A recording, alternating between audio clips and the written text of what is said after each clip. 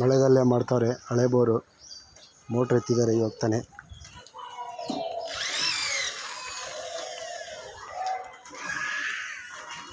Motor ಆಚೆ ಬಂತು. 8 ಅಡಿ ಪೀಸ್ ಬರುತ್ತೆ. 8 ಅಡಿ ಪೀಸ್ ಬರುತ್ತೆ. 8 ಅಡಿ. ಈಗ ಅಲ್ಲಿದ್ದರೆ ಬೋರ್ 8 ಅಡಿ ಪೀಸ್ ಬರುತ್ತೆ. ಇದರಲ್ಲಿ 3 ಪೀಸ್ ಇರುತ್ತೆ. 3 ಪೀಸ್ ಅದೇ ಇದು 1 ಪೀಸ್ ಜಾಯಿಂಟ್ ಮಾಡೋದು 3 ಪೀಸ್ ಜಾಯಿಂಟ್ ಮಾಡ್ತೀವಿ ಅಷ್ಟೇ.